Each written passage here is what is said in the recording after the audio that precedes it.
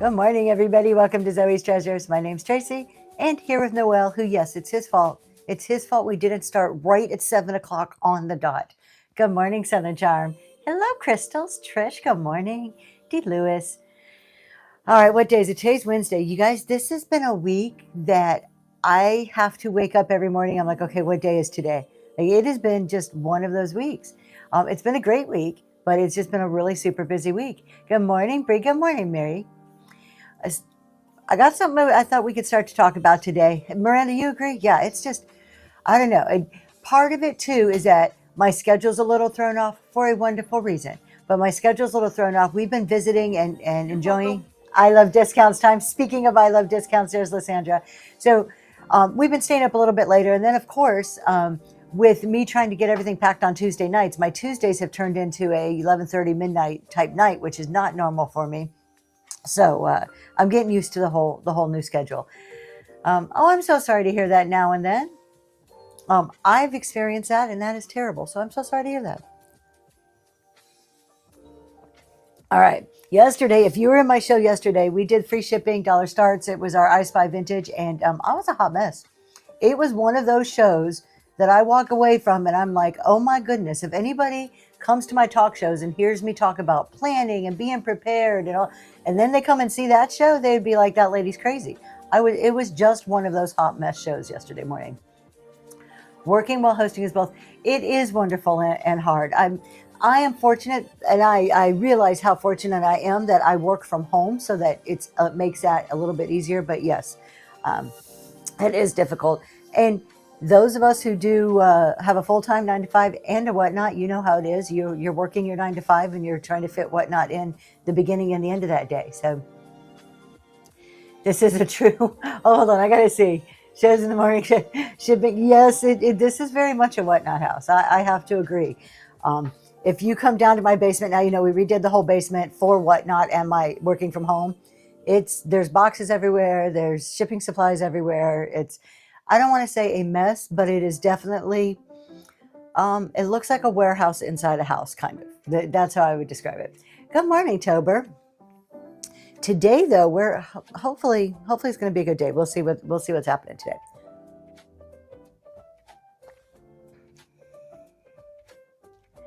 Yeah, we were literally shipping. It was me and my son. We're shipping. We spent 6 hours last night. We started at 6. We ended at midnight shipping.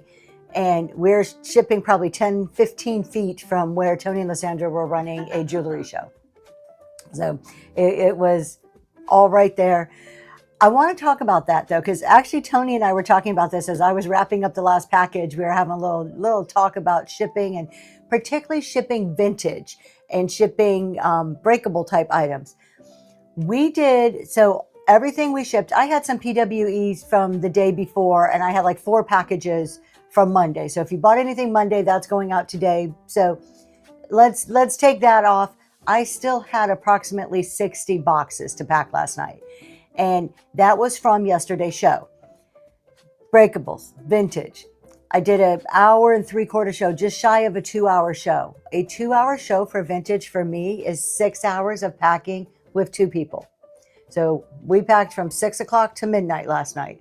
So 6 hours of packing with 2 people for a 2-hour show.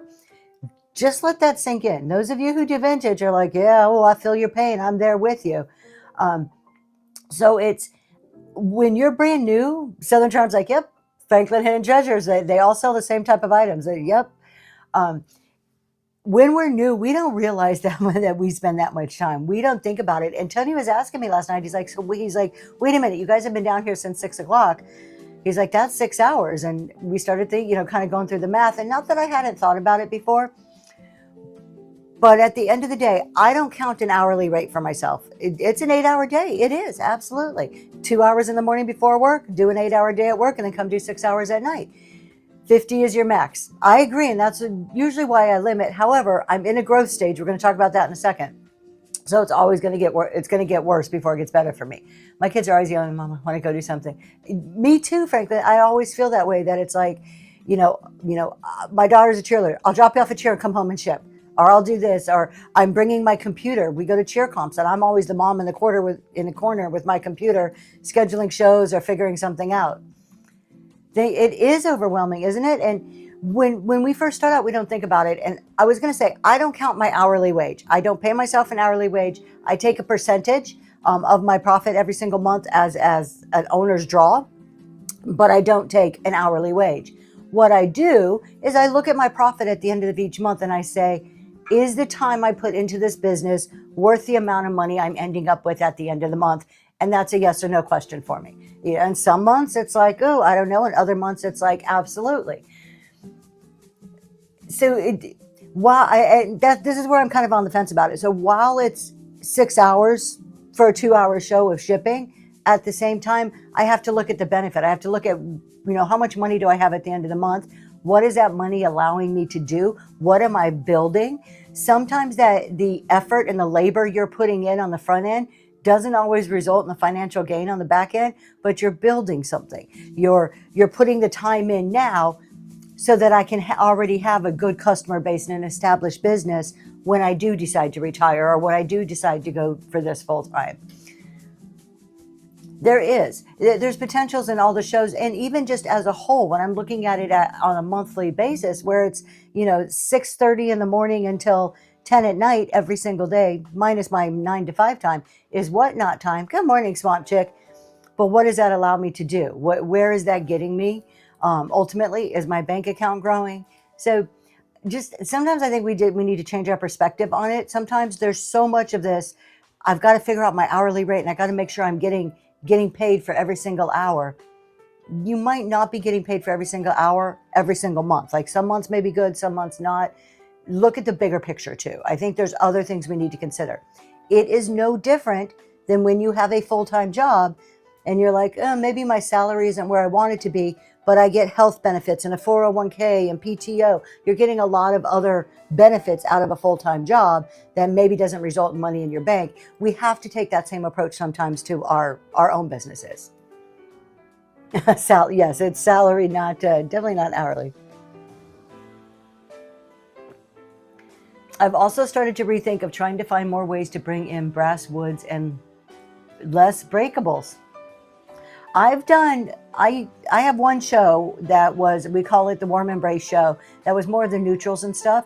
And I'm almost doing the same thing, moving away from the glass in that show and doing more woods and metals. But again, keeping in size, I've had to pull back on everything that's larger with our new shipping. Good morning, Coach Her. All right, let's talk about some stuff coming up. We have deliberate choice to invest in. Oh, thank you, Millicent. I appreciate that. So the usually hourly methods really force me to streamline. It is. Listen, there's certain things I'm not against using hourly math, particularly like you've talked about, hey, I have a goal. And if I can't reach this financial goal, which you measure by an hourly rate, then I need to go do something else. So I think it's a great way if you're using it as a data point to measure how far you're coming in a goal. I think we just also need to step back and think about the big picture of this sometimes. At least I do. I have to remind myself, because if I personally looked at an hourly rate, and you have to put it in comparison to your own life. Good morning, Show Me. Etched by Fire. Hello. You have to put this in perspective of your own life. I have a 9 to 5 job for a global accounting firm. That's a salaried position. I'm a professional, working in the professional practice part of our firm. I make a pretty darn good salary. So if I were to take that salary or that hourly rate and use that as my base for what I should be making in another job, such as Whatnot, I wouldn't do Whatnot at all. Whatnot doesn't touch it right now. So I would be like, oh, that's a waste.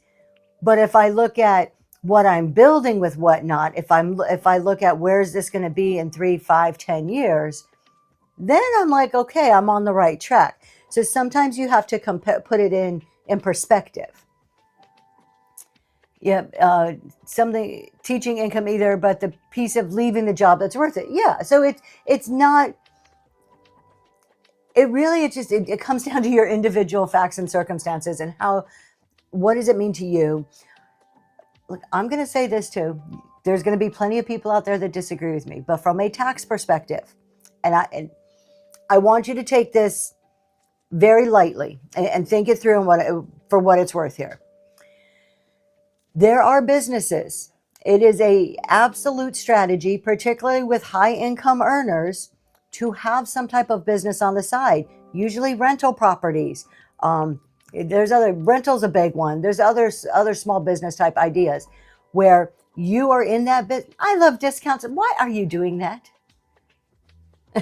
Why in the world? Thank you. There are businesses that are high income earners that have businesses solely to take a loss on that business because the loss on the business offsets the income that the taxes they would pay in other areas of their life. I am not recommending anybody. Please don't go off and say, Tracy's a CPA and she tells everybody go take a loss on their business. That is not what I'm recommending. But there are definite strategies where you may have a business that you are operating at a loss to offset other areas of your life. Yes, that's why some people have losses. You like it always as an employee. Oh, so that's good. Good morning, Laurie. So not that I'm recommending that, but it goes back to the point of looking at your own situation and where you need to be and how your side business is helping you get to where you need to be ultimately, whether that may be a tax loss or building something. Oh, did you, Franklin? I didn't know that. That's cool. Okay. That's Why? Huh? Lysandra from I Love Discounts is finding my hidden supply of Mighty Patches that I have won from her over the last year. What Liz Like says, I have run shows at a loss purposely to build up other shows. Exactly, 100%. And this even goes back to when we're looking at large scale on our businesses, where we can look at like what Liz is saying, like at a show level, and also putting in perspective sometimes when we take loss on specific items in our show. I want to point out the blue swung base I sold. Swamp Chick Boutique, I just saw her in here a minute ago, bought a gorgeous blue swung base from me. It's packed up. It's getting dropped off today to you on Monday. While that wasn't a loss for me, I didn't take a loss on it. There was a comment in the chat about, well, you had 100 something people and you sold that vase for $50 something. I did, but I want you to put this into perspective. I made a profit on it. I knew what I was doing when I was selling it for $1. And even if I had taken a little bit of a loss, it still applies. But in this case, I made a small profit on it. That's money for me. It's generated cash flow for me. It's another sale for me. It's contributing to my weekly goal and my monthly goal of sales. Swamp Chick Boutique got a good deal. Swamp Chick Boutique got a good deal on an item that maybe she can resell. Could she put it on eBay and probably make twice the money? She could. So if that's where she is in a business, I don't know if she's going to do that or not. I'm just putting points out there. But could she put it on eBay and make more money and even be happier with her purchase? She probably could. And then other than just between me and Swamp Chick Boutique, the two of us in this transaction, it's not leaving your house. Think about everybody in the room at that time. Everybody else in the room saw Swamp Chick Boutique get a good deal. It put the idea in everybody else's head of, oh, there's good deals to be had at Zoe's Treasures. Maybe I want to come back to this show. So the point I'm making here is when we're looking at either, your profit as a month, a week, a show, an item, think about the whole picture. And this has really been on my mind since Monday. Think about everything that goes into that and the goodwill you're generating, the future benefits. Maybe you're earning a customer. Swamp Chick Boutique happens to already be somebody that shops from me, and we're familiar with each other. But what if she was a brand new customer and got a great deal, and she'd be like, wow, that could be that thing that's like, I've got to go back, right? So it goes back to your loss leader strategy in business, having loss leaders, candy bars at the checkout. So I always do dollar starts. I say always. My shows now are always dollar starts. They have been for a long, long time. I used to do and occasionally will do a reverse auction, and that starts very high and counts down low. I haven't done one in about 5 months, and I don't have any scheduled right now. But yes, for 99% of the time, I do dollar starts. People always look for good deals. And if one person in your room gets a good deal, other people in the room are seeing that and they're watching that and they're seeing how you react to that. If I were to say when one person gets a really great deal in my room, if I were to say, oh, yeah, you got that for $1. You stole it. And I'm not happy about it. And I'm not celebrating their win with them. Other people in the room are going to be like, I'm not sure if I want to shop here because I don't want her to shame me if I get something really cheap. A reverse auction, Greta's Garden, it is where we take an item. I don't know. Here, this isn't super high. What do you want me to grab? He's giving me instruction over here. I'm just going to. Oh, something not green. Okay. A reverse auction is where you take an item. Good morning, Dusty Darling Relics. And this is a nice wood carved horse, but let's imagine that this is worth $300 or something. Okay. And I'm going to sell it on Whatnot for 125. So I have it listed for 125. I say, okay, everybody, if you want me, it would, Crystals. Absolutely. I've actually seen Swamp Chick Boutique do it just on individual items, not like a whole show. So I say, okay, if you want it to run for 125, put an R in the chat. Usually nobody wants it to start at that price because they know I'm going to go down. And then I say, okay, what about 100? What about 85? What about 75? And I go very slowly. And when the somebody in the room hears a price they want it to start at, they put an R in the chat and we start the auction at that price. This does two things. One, I'm going down. The people in the room like the idea that they can pick the starting point. They're feeling like they're getting a good deal. I have a floor. Particularly if you're a new seller, this works great. I have a floor that I'm not disclosing. Maybe my floor for this is $60. I'm not going to go below $60. So if nobody puts run, I say, all right, you guys, thank you so much for looking at that. That one's going away. And then part of the trick in it is you don't bring it back out. They get it while it's there, or they don't get it at all. Or if you bring it back out, it's at whatever price you listed it at. That counting down only happens one time. It's a fun way to run an auction. I do have some on YouTube. So if you go to my YouTube channel, you want to see them happening. I have 2 or 3 videos showing a reverse auction that I've done. And Crystal's asked, do I think it would work in a regular show? Absolutely. You don't have to do a whole show. You can just have fun and pick one item every now and then and do it if you just want to throw something in there. Yeah, Swamp Chick did that and did it really well.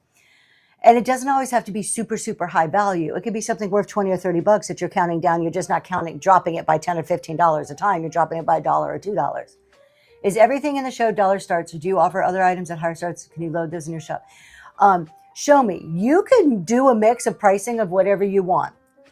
I only do dollar starts, and I have gone away from listing things in my bin, except for chat shows. I put some of our guides and resource materials, our courses in there. I do suggest that the pricing you run in an auction is even, the same price across the board. Varying prices confuse buyers. You will not get as many bids. You will not sell as much. Your sell-through rate will be lower if you have varied prices in an auction.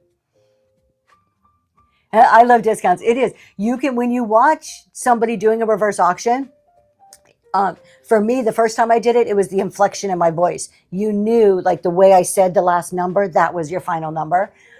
Sometimes if you're watching facial expressions, you can kind of read the person's like poker, watching the people's face and body language. What would that, I think it could etch by fire. If you have a very expensive handmade piece, I think that can work very well, particularly because you set the floor as a seller. So if you know as a handmade artist, you have a piece of art that sells for $300 and you are not willing to go less than say $175, that's a lot of space between $300 and $175 that you can entice people by dropping the price in an auction format. And then think about this. When somebody puts R in the chat, you're starting an auction. And you have to make sure you say, hey, this is open for bidding for everybody. Just because Bob wanted me to run it, it's an auction, folks. Feel free to bid. We're just starting it at this price. Then it may go back up a little bit. I don't want to start 5. Yeah, give it a try. Hold on. I feel everybody was missing the point of that exercise. You said I can run something nice for $1. You know you didn't get a good price for that. Eye for Beauty, you're missing the point. And I know you like to come in and you like to play devil's advocate. You're missing the point on this. I did get a good price on that blue swung vase. Maybe it's not a good price in your eyes. Maybe it's not a good price compared to what somebody might have sold it for last week on eBay.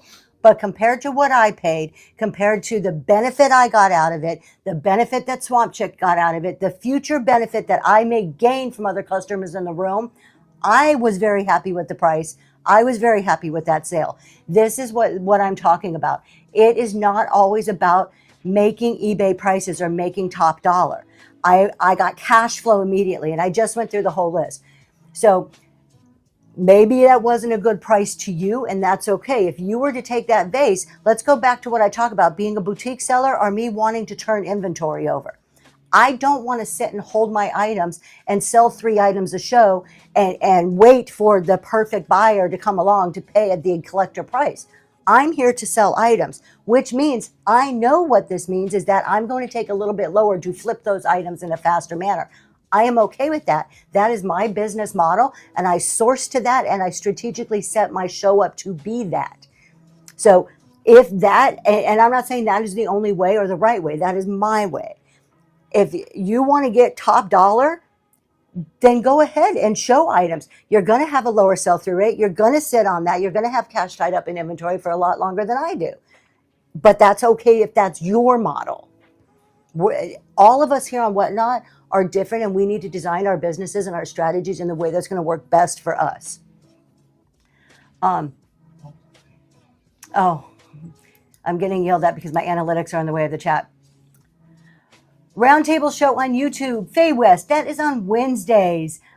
It is on, on my, today's Wednesday. Thank you, my love. My goodness. My husband just about flipped me off because I said the wrong day. Noelle is spicy. Goodness gracious. Faye West. It is on Sundays. Reselling Roundtable on YouTube at 6:30 p.m. with myself, the wonderful I Love Discounts, and the magnificent Green 13, Jeremy. There you go, right there, 6:30 p.m. Sunday evenings. Millicent, I like that. Doing it as an auction is great. Doing reverse auction as a buy it now, very strong call to action. It is like you get it or it's gone right this second. Oh, remember when vintage? I love that. I found a swung vase one time, a big green one at Goodwill for like $4.99 one time. It had all these florals in it. You couldn't even tell it was a swung vase until you got up close to it.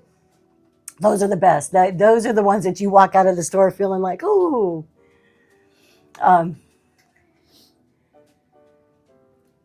When we source we probably make as much more profit than someone else. We do. And this is the other point I want to make. And I kind of talked about this too. There's no one model, okay? You could be the boutique, you could be the turning things over faster, figuring out what works for you. I do want you to consider one of the things, no matter which decision you make, when you're making that decision, consider if you are the type of seller who wants the highest dollar possible for your items, take some time and go back and analyze maybe the last 6 months. How long did you hold those? How many times did you mark that item down? Is the final price you got for the item kind of comparable to what you might have got had you just sold it for a lower price to begin with? Like had you started it lower or just taken that deal to begin with, is that final price about the same? Not all the time, but a lot of times it's pretty darn close to what it would be. Where if I get an item and I sell it for $18 and somebody else gets the same item and they're like, no, I can get $30, but they hold it for 6 months and they show it and they show it and then they discount it, their price is getting closer to my 18. So you've got to take that into consideration, all that time and the effort and the space that you're showing it and putting into holding it versus me just flipping it fast. Again, there is no right way. It is what is right for your strategy that you have developed and want to operate in your business. Good morning, the Aaron Sphere. The bird theory, they are being very mischievous this morning.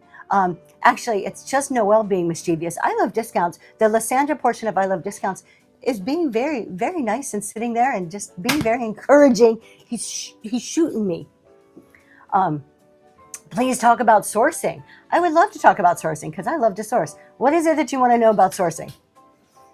Tell me what you want to know about sourcing. Not that I know everything about it, but I'll try to answer your question the best I can. My worry would be if I hold it for too long, I pass on offers that I'll eventually lose out. You could. You can pop that part of the window, and then once it pops, it creates a window separately. And what you do is you click back to your show, and it hides it in the back. That way, your chat is completely on the side of your window on the computer.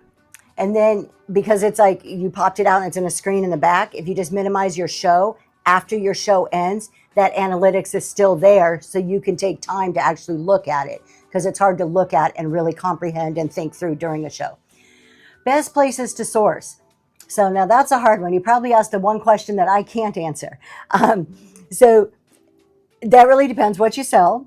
How much of it are you selling? For where you are in the country, different parts of the country have different opportunities. We're close to Lancaster. We have a lot of antique and vintage around here, which makes it easier to get that type of item. So for me, for vintage and antique, some ideas, estate sales, thrift stores, those are only going to get you so far. Look at auctions. Look at making friends with the estate sale owners. Go to, if you're doing vintage, antique malls, making friends, building relationships.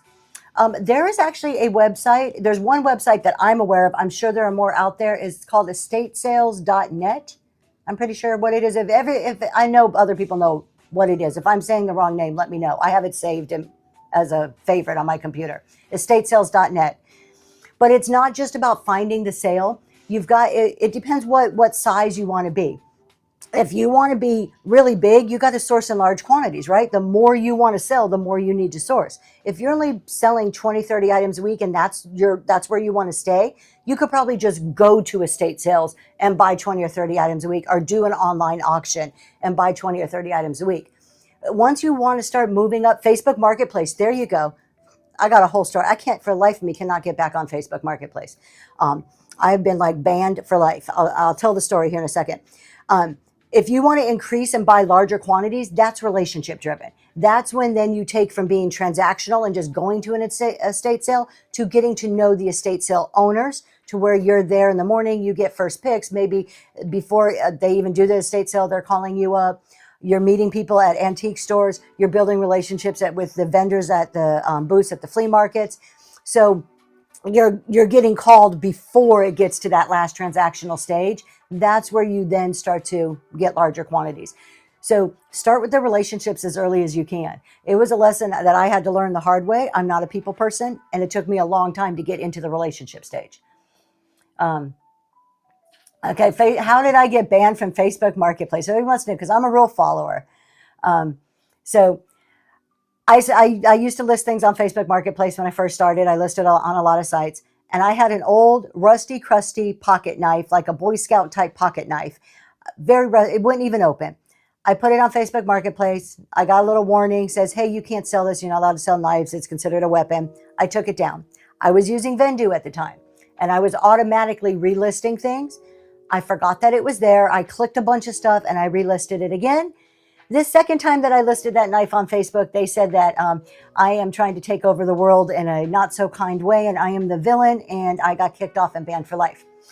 So I cannot get back on Facebook. I have tried creating other accounts, and for the life of me, this has been like a 4-month battle right now. I cannot get back on. I'm at the point now asking my husband to please go use your information and try to create an account. I have used different phone numbers, different emails. I cannot get back on Facebook Marketplace to save my life. So the morning mix, yes, you can re-listen to this one on YouTube all the time, whenever you want. We are streaming to YouTube. Show me. It is. I'll tell you what, sourcing is my biggest hurdle right now. It is. And we're going to talk about growth in a minute here. For me to grow, I need to source more. If I want to sell more, you got to source more. And good morning. That is my absolute biggest hurdle right now. And it is for a lot of us. So I know, such a terrible person. You couldn't even open the knife. Like I couldn't even throw it at somebody and like hurt them with it. Like it was such a small little insignificant thing, but it's a computer. I'm sure a real person never even saw it. I've even filed the, asked for an appeal on it multiple times. I just can't get it through. Do they track IP? Maybe that's why. Noel should be able to figure out how to get around that somehow. I don't know how to get around that stuff. He does. Let's see if I'm missing any questions. Have you ever walked into a sourcing site live and sold that way? I've seen, done the well-storied home, done live shopping. Funny you asked that. I'm not a fan of live shopping. I Love Discounts actually has a really great story about live shopping, and you can look at this in two ways. So there's two people that I recommend to talk to about live shopping, And if one of them wants to come over and talk about their recent experience, please feel free to come on over. What Sandra just pointed me over there. She said, "That's all you, baby." So you're gonna hear from Tony on I Love Discounts. The other person I would suggest reaching out to, she's in the chat there, is What Liz Likes. This is Liz's current business model to some degree, where they go to estate sales, flea markets, whatever, and they shop live. But I'm gonna scoot over and let Tony talk to you about their recent experience with it. You can sit if you would like. Oh, you want to stand? You can, either way. It's up to you.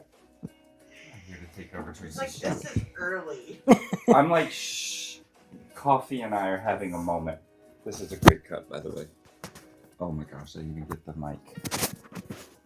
I just woke up. Oh, he does not wear a hat. I can't put it on his glasses. Oh, put it on his glasses? Oh yeah, please do. That'd be awesome. Is that bothering you though? That would Nope, bother the but crap out that of looks me. amazing. Oh, that's so me. Look, it dangles. Everyone should have one of these for a glass dangle. Okay, hold on. I gotta fix this. I'm getting yelled at about it.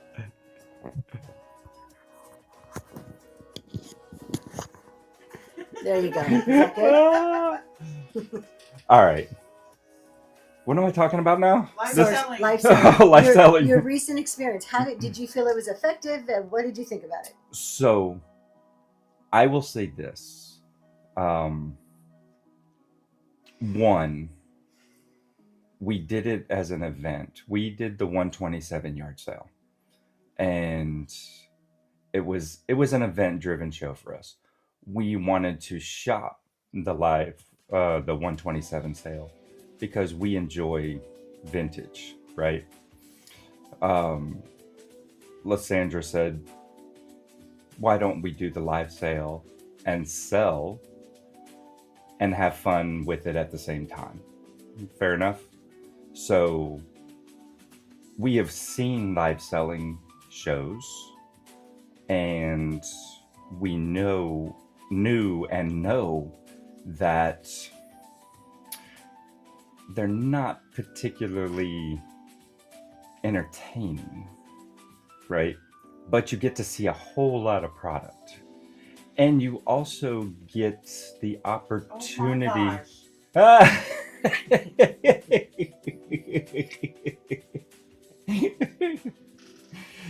You also get the opportunity this side of the couch. to sell inventory without actually owning inventory, right? So I don't have to go and source and bring home 300 pieces of inventory and hold on to it for 2 or 3 or 7 shows, right? I only purchase and ship what anybody has purchased in the show. So I like several concepts of the live selling format. What I absolutely do not like is how slow it is in selling product. Now, I'm also not doing dollar starts. You do what everyone else does, or darn near everybody else does. You take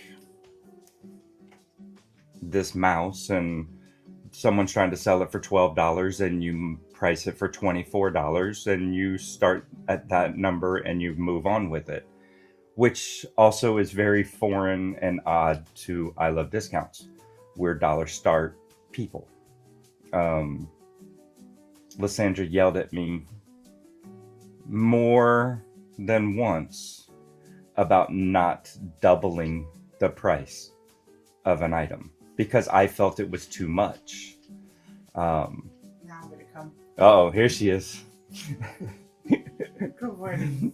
But I did get yelled at on more than one occasion because I just felt bad about taking a $40 piece and running it at $75.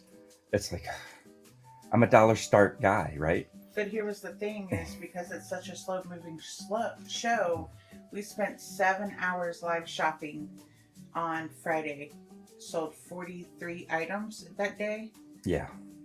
And our net was $200 Yes. for 2 people for 7 hours, and that didn't include our drive time. It is not an entirely profitable show when you look at the time spent.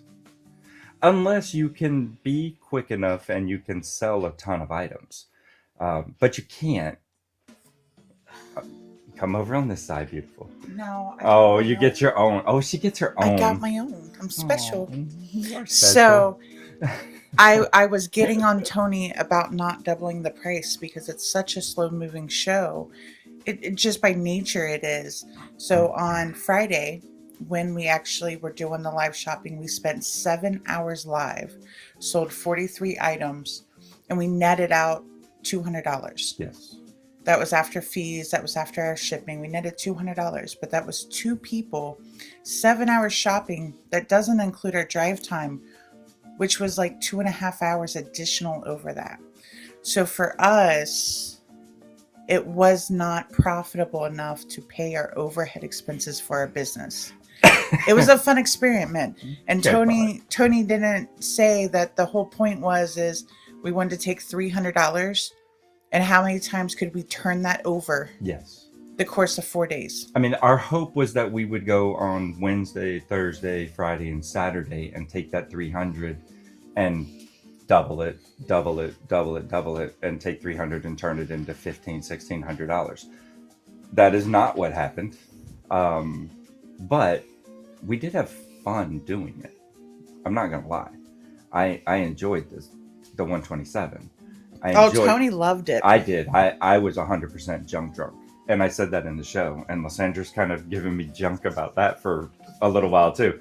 Oh, Tony was like a kid in a candy store. He was just junk drunk the whole time.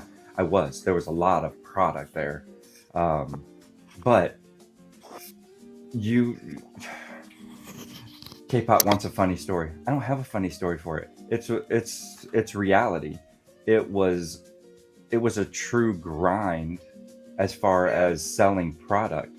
We sweated. It was hot. Our feet hurt. Our back hurt. Every part of my body hurt because we were up and walking all of these things when I don't normally walk.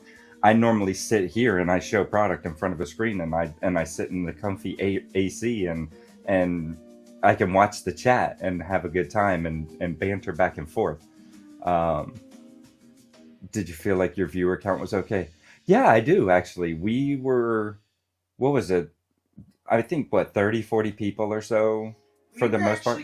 We were holding like the top 5 to 10 in viewer count in Vintage Decor that day, which was kind of crazy. Yeah, for us to be in a new category for us, Vintage Decor, and be in the top 10 in room count, yeah, I was totally great and fine with that aspect. But do you think the outcome would be different if it was an estate sale where everything was in one place? Not after talking to Liz. Ask Liz. And Liz, maybe you can pull that up as a topic in your next show a little bit more about... I mean, I know Liz has already discussed live selling at an estate sale.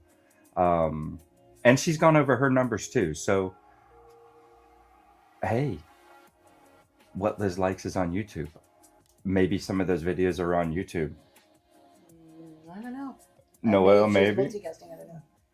Maybe, since Noelle is not the selling ones. Not the selling ones. Oh no, but the aftermath, right? The ones where she's been talking about them for the last week or so.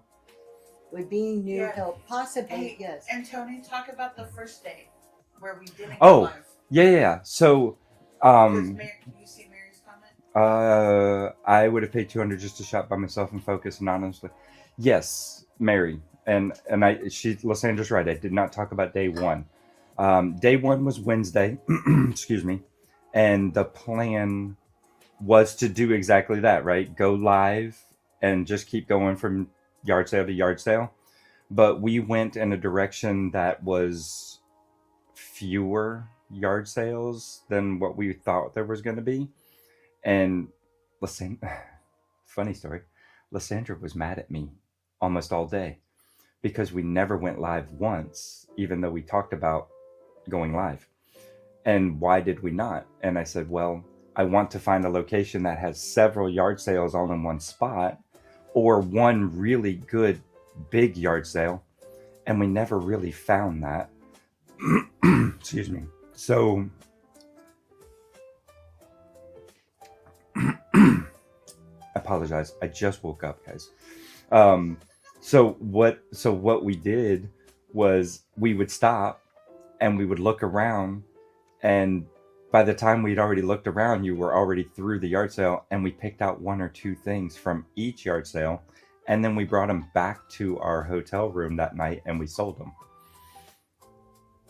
That particular show, how many items did we sell that night? So I had it backwards. We sold 43 the first night and 35 the second. That's what I day. thought. That's what I thought.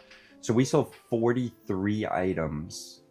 We Do you not want to picked them out. do you want it? We sold them at dollar starts and made a bit more for that particular night than we did with the live selling, where everybody was looking at every piece in every booth. And that was more fun for us because we weren't live in the yard sales and showing everything and moving just slow as molasses. And that was actually more fun for what we do. We took the time, Lysandra and I were just me and her, and we bought and oohed and awed over the things. Yeah, I've done that a couple of times. It keeps getting locked up there, Noah. And talk about we might still do it when traveling. It's okay. We might still do that when traveling. Live shopping. Oh, the live shopping? When Yeah, traveling. I'm just giving you our experience during the 127. It had its good points, it had its bad points. We would do that again. I think in I Love Discounts fashion, we are always looking for ways to source and sell while we travel. Because if none of you knew this at the moment, we like to travel. And we've already October with Tracy's meetup, that'll be our 10th meetup this year. So we're on the road a lot for traveling for other things. So we're always looking. That's one of the reasons why we switched to jewelry, was so that we would be able to travel and handle just a small quantity of items so we could sell while we were on the road. And there's a learning curve. Yes, I'm not gonna lie. My live selling show was probably pretty rough, but I was having fun with it the best I could. So that's kind of what we did. It's kind of how we had. If there was any other questions to that, I don't know. Did I answer that I appropriately? think you did. I think you gave them what they were looking for. And probably a little more than that because, well, Sorry. you're okay. And I'm gonna go back and enjoy this. Hey, everybody. Please put bunnies in the chat. All right, you There guys. they are. Ooh, yeah, baby. Let's go. Yeah, I saw a couple of questions I think I can answer. So Deb says, when you pause your show to get to the next place, is there a time limit? I think it's a 2-hour time 2 limit hours. that you have to restart your show to get to the next place. Before you guys did, how much inventory do you have before you guys did your first show? So I Love Discounts. I don't know exactly, but I can kind of answer for them. They had pallets already. So they were already had a grocery store. So they had a huge supply of inventory. I have 70,000. 50 to 70 is what Yeah. we're getting. When I first started, I probably had 40, 50 items for a show. I would suggest if you were brand new, just starting out, of course, depending on what you're selling, have enough for 2 or 3 shows. Because if you go into your first show and everything doesn't sell and you continue to show the exact same items over and over and over, like 1 show, 2 show, 3 show, you're going to lose people. You have to keep it fresh to some degree. That doesn't mean you need 100% new items, but you got to mix it up. People are going to get bored seeing the same thing all the time. So have enough for maybe 2 or 3 shows, and then you can mix and rotate some, earn some money, buy some more inventory, and kind of get your foot in the door that way. If you're live shopping, you need 0 inventory. If you're live shopping, Alessandra, I don't know if you can hear her, says you need 0 if you're live shopping. And I have never done the live shopping. It is not my preferred method. I actually have an idea for one live shopping trip to try it so that I can talk from a point of experiencing it versus having not experienced it. It is the way the live shopping versus reselling are two completely different perspectives in shopping. Are you selling? Are you on whatnot? Yes. One is buying items, curating it for an audience, and the other is more guided, like guided in real time by the audience, what they want to see at that moment. There is the benefit of not having money tied up in inventory. That's a huge benefit of live shopping. So there's a lot of different things. Now, the downside, like Tony mentioned, it usually goes a little bit slower of a show. Are you selling stuff? Probably, but it's not that boom, boom, boom, let's keep moving type show. So just different approaches to it. My one thing from all the live shopping that I have seen, and I'm not calling out anybody in particular, I'm saying from the multiple shows that I have seen in live shopping, for as a buyer who would watch a show like that, my pet peeve and my one piece of advice to people doing live shopping, don't let the people know how much you're paying for it. Anytime I have heard about it, Lysandra's like, no, it doesn't matter. I feel, and I would love to hear what you guys think. I'll get to it, my love. Thank you. When I'm watching a live shopping show and I hear that the vendor is charging you $2 and now you're charging me 10, look, I know you want to make a profit. I'm a reseller too. I know all about making a profit. I don't feel as though I got such a great deal. I don't feel as happy with my purchase when that your profit is thrown in my face. And hearing your price is how it makes me feel. Now, Tracy's opinion, so you could agree, disagree. That's my opinion. I don't feel as good as a buyer when I'm hearing your price. Yes, I see. Yeah, come on over. I hear. Don't get up. No. I'm just gonna. Yes, just talk. First of all, do it. Oh no, I'm not. Well, no. I just lifted my shirt. I'm like, take a look at my shirt. Yeah, take a look at it. Okay, so I will say this. I think if you cultivate a live selling shopping experience with customers and your regular customers, they will just naturally understand the profit margin, okay, and the profit and what something costs.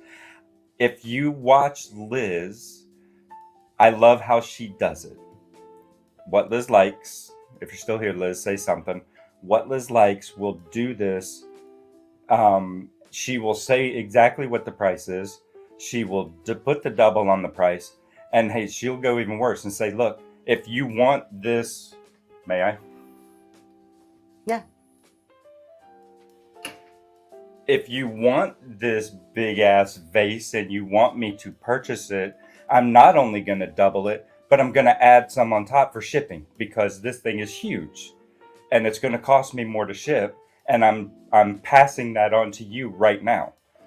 She may buy it for $40, she's going to sell it for $80, but then she's going to throw $20 more on top of it just because of box size and packaging material. And she's doing it right up front. And she's very open and honest, and she tells you. So I feel like if you cultivate your audience to that method, they're going to find, especially in a unique item situation like vintage decor, you're almost never going to see this vase again somewhere. So it costs a premium to purchase it. You can always say no, and she just won't run it. I'm not running that today. That's being held for a future show. No, Tony's taking this sucker home. Nobody gets it. Anyway, I think if you cultivate your audience to that method and style of selling, you're okay. You're going to get people to leave your show. That's fine. You've got to think about this too. Who is your audience? And that's regardless of which way you're selling, you need to know who your audience is. If you are having higher prices, if you're live shopping, I'm going to go out on a limb here and say, when you're live shopping, your audience isn't the resellers. There may be a few in the room that would look. It will be for sale someday, just not today. So you're probably selling to collectors who are willing to pay a little bit higher price. This is part of the reason I'm not a fan of live shopping. When I go to estate sales on my own, I think the prices are a little high. I couldn't, in good faith, come to you and double the price on it. I would not feel good about myself with that. And I'm not saying people are wrong for doing that, but there are certain collectors that will pay that and more. Absolutely. But you're probably not getting resellers in there because the prices are generally higher when you're live shopping than when you're reselling in a traditional format. Yes, I know. I am getting, oh my gosh. He just went like this. He wrote on the board and he goes, like, he's like, you're missing questions. I'm answering the question. That question was actually one from when Tony was talking. Oh, was that one for me? So, okay, let me go back and answer the questions. Man, he is just spicy this morning. I don't know. Do you need another cup of coffee, my love? Would you like some coffee?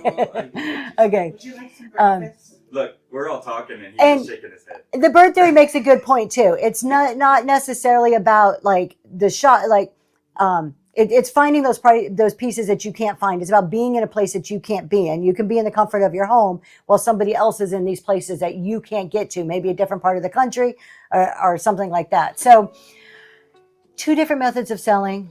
Not that either is right or wrong. You've got to pick what works for you. For me, it's just not my thing, but that's okay. So if you're doubling, it probably doesn't matter if you're buying it for $2 and selling it for $20. It matters. It's not, when I made that comment, it's just about how it makes me feel as a buyer. I don't want to know when I go into Target and I'm paying $50 for something, I don't want to know that their cost of that item was $2 because then $50 doesn't seem like a good deal to me anymore. That's how I look at it. A collector may come in and say, I don't care if you gave it to me for $500. I want that piece. It's my missing piece. I need to have that on my shelf. I'm going to pay $500 for it. So just understand that when you go in, it's understanding your buyers. It's knowing your buyers. And that's no different. Understanding your buyers happens regardless of how you're selling items. There is a special live shopping event that I go to and tell buyers in show notes up front that this is for collect. There you go. So the bird theory is making the point right there. It's like, you know who your audience is and you're going to cater to that audience. Part of the reason I do dollar starts is I know there is a large collection of my audience that are resellers, and dollar starts allows them to immediately feel like this is something that they could purchase and resell. Yep, there it is. Liz says it right there. The best way to sell is what works and feels best for you. That's the whole thing about Whatnot. There's a million ways to Whatnot. So, okay. So there was a question about whether Tony's and my cultivated audience of dollar starts affected our live selling. Mhm. What you thought about that? So, okay, Lysandra just said there's a question earlier about whether their cultivated audience that they had that are used to dollar starts affected their outcome on live selling where the prices weren't dollar starts. That's a really good question. I mean, we talked about that afterwards. I don't necessarily think it was a huge factor. We had some of our regular dollar start A customers lot of new people. purchase items from the live shopping event, but it was definitely a lot of new people and new sales. So we did have that. I don't know, what else would you say about that? I gotta see if they could hear you first. Oh my lord! Of course they do. There's a Yeah. It's No? not working yet. Oh, But why not Vintage said she could hear you oh, okay. in your big booming My- voice. My voice will carry just fine, thank you. They heard you. Okay, good deal. All right. Okay. If you guys have more questions, feel free to ask. Let's talk about some more topics here. Let's talk about some more stuff. So I had an idea of what we can talk about. Why isn't anybody talking about the preview ability is back, or am I just the last to know? Whoa, wait a minute. The bird theory. Previews are back? Like live tiles? Live tiles never went away. Well, I mean, you had to hold it for live tile, but like just general live tile, like if I open up Whatnot right now, I'm going to see live tiles? I don't have it. I'm trying to get there because this is breaking news, everybody, if this is Oh, I it. got it. I'm not seeing it. I have no live tiles. The bird theory expand. So yes, okay. Does anybody else have live tiles? Melissa has it. What is that? So if you're a little bit newer here, maybe came in before live tiles went away, when you are on your For You page and you have all the tiles and you're scrolling, they actually will come up and you will see what's happening in their show. You don't have to go into their show. Like right now, let's see, those shows aren't on. Let me find one that has actual shows Oh, running. please go to Faded. Go to Faded. It's Dear so Lord, good. Please go to Faded. She's not coming up at the top of mine, but I don't have live tiles, but you would look at it and you would see the shows without clicking in. Right now, you have to like long hold in order to see it. Okay, maybe I don't know, maybe they're coming back. This is great news. If a few of you have it, maybe it's a thing. You know what not? You know how they do things. It's piece by piece. Maybe some people get it, they test things out before they roll it out to everybody else. Yeah, polish picker, I do too. Right now, the only way to do it is to do a long hold. Hold on it for a minute. It kind of comes a little bit bigger, but you're not in the room. Like you're not in there, but you can still see it. So, well, cool. All right. It sounds like maybe October says she can see the bids too. This would be wonderful. We hated it when it went away. There was a big uproar when it went away. Was there an update? Maybe an app update? Let's check back Friday and see who has it. Heck, I just got points. It took me months to get points. So. Yeah, us too. Who knows? I know. Can you run some stuff so I can make my bids and get points? I will. My lord. If anybody is looking for points this morning, I am going to run some blue and white. If you like, if you like blue and white, I'm running some blue and white. I have a flow blue plate that's absolutely stunning. I'm going to be running in a little bit.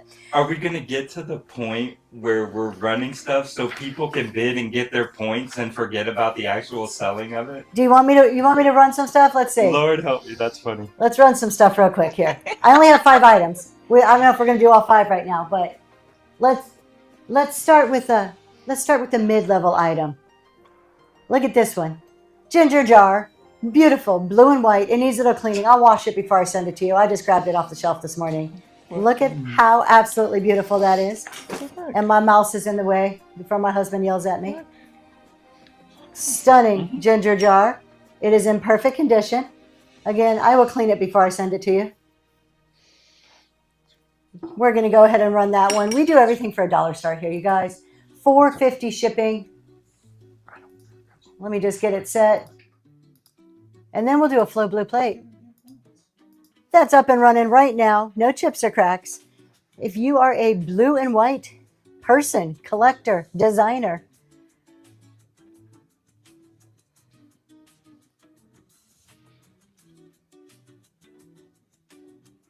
thanks for the bids.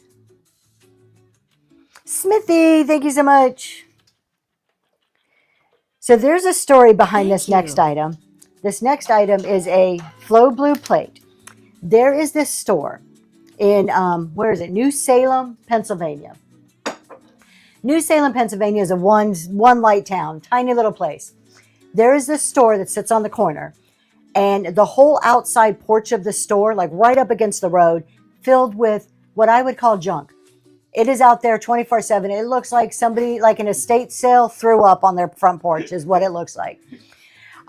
And it's open 24/7. And they have a little box. You put your cash in, you take your stuff and you put your cash in. That's how small town it is. There's no security systems, nothing. You just put your money in a box, take whatever you take off the porch. Well, you can go inside. They're only open 3 days a week. The place kind of gives me the heebie-jeebies when I drive by. I'm like, ooh. Lysandra kept saying, you got to go in there, Tracy. You got to go in there. That's where all the good picking is. You got to go there. I gave it a try. I went on Saturday. The aisles are about this big, and you got to squeeze through, and there's stuff piled everywhere. But Lysandra is right. I'm putting it on record. It is now recorded that Lysandra was correct. And I found this gorgeous flow blue plate there. The pricing was fantastic. That's all I'm saying. I'm not going to say how much it was. I'm just saying it's one of those places that while you may want to wear a hazmat suit when you go in, Oh my gosh. you can find some good stuff. So there is a call out on this one. I'm going to show you the call out right here on the back of it. You can almost see it from the front too a little bit. There is, I don't know if you can see that. There is a chip right there on the back. Oh, okay, we're doing it this way. There we go. There is a chip right there. We have a maker's mark down here. It says England, GEL, Geste, England. And we have the flow blue plate. We're going to run that right now. Up and going. We're not telling you, Melinda. I have to go and get the ephemera first. Melinda's like, where is it? Yes, and it is full of ephemera to the point where I will be doing ephemera shows when I travel from now on because that it has a never-ending supply of ephemera in the store. Thank you. Oh my God, there you go. Shipping done. Check. Oh my gosh. Thank you so much. Well, there you go. I love that. All right, one more item and then we'll get back to talking because I want to talk about fourth quarter. I want to talk about what's to come because we are about there. Look at this one. This is a different type of blue and white. This is more blue and gray. It's pottery. No, she doesn't have local pickup on. But I thought this was absolutely stunning. Sorry, would you like me to put that in a box for you and bubble wrap and get your $4.50 worth out of it? Okay, we have a sugar and creamer set here. These are pottery pieces, but you do have that blue and white, or blue is kind of a light gray, hand painted PLM or TLM. No chips or cracks. Everything is in perfect condition here. And it's nice and clean, ready to use. And look at the tray. Look how beautiful this is. You can just use this on its own. So hand-painted pottery, sugar creamer with a tray. We're going to run that right now. Going. I could have kicked. There you go. Did you see the serial hobbyist? I could have used USPS style and kicked it to you. Only if there's a fragile sticker on it, though. Right. Oh, that's awesome. The bird theory. Thank you so much. We have two things left, and we'll hold off till a little bit later, and we'll run the last two in a bit. Let's talk a little bit about the fourth quarter, you guys. It's coming up, and I think, wow, we have two Tonys, two Lysandras. Oh, What are we doing here? hello. That's it. Oh, look at this. Now we're all on here. This is what he's been doing. Oh my gosh. Look at him. He's just a sly smile back there from the wizard. Oh He's my- just like, he just leaned back in his chair with a grin and said, gotcha. You do not need the bird theory. I just saw that. I do not need another creamer. I do not need another creamer. My chat went crazy, you guys. This Oh, is really? so odd. You know all the new funky colors that are happening? Uh-huh. I can't see that on my computer, but on the laptop or my phone, I can see it. But we run through a computer, I can't see it. All my chat looks normal except for yellow question marks. You're acting like this is an a Mission Impossible setup with cameras. Right? Now, half of my chat is green. What does green mean? I'm trying to figure out why some of your Like the comments block are green. highlighted or whatever. I don't know, because I'm trying to compare them. I don't have anything green on my side. So I'm looking at the bird theory says he is on another are you level okay, today. Mama? Is green to me, Mama, you're okay? but it's white here. How weird is that? Oh, Mama, I'm so sorry. Is all good now? Bertie probably bought the coloring text or something. I don't know because so this is the bird theory. Did you make a comment in a funky color? Because on my iPad your comments are white, but on my screen your comments are green. Interesting. That's very cool. She's the last one that purchased. That's been No. there for a while. Oh my gosh, it's because exactly. Didn't I've know never that. seen this. Okay, like I'm excited. You've never seen that? I have never seen this. Y'all, tell me, did you know this? On computers. Oh, It's green gotcha. because now That's on the everybody who purchased from me has a little shopping bag and all of their chat is in green. This is the first time I've ever seen this. More incentive to buy. Yeah. Now you can see my comments Now I better. can see in the chat anybody who's bought in that show. Type something, see if your comments are No, green. it should just be the last person. We'll Is it type just the something. last? I don't know. I love discounts. Put something in there. Let me see. Nope. My- I love discounts is actually coming up as a new buyer. Now that's weird because they're not new for me. That's crazy. So my screen right now says I love discounts where they say hi. There's a little green shopping bag and it says new buyer, but they're not new. Okay. Watching Tracy's head explode in I real mean, time. it's exactly what's happening. Okay. Well, I don't know if I can. Can we show my screen? Can we show the screen what they're seeing? What I'm seeing on Yeah, this? he's got a whole extra phone right there with the camera on it. You can use the one you got on us. Okay. Let's see here. I don't know if you guys can see this. All right. Okay, you might have to zoom in. So here we go. So here's the Bird Theory. So the Bird Theory purchased the creamer set. So it has a little shopping bag. And then up here, I Love Discounts purchased a plate, and it says new buyer. And if I go way back up, so like everything's in green with the shopping bag. So does anybody else have this? Or do you have the same things, you guys? The new color things you buy with points.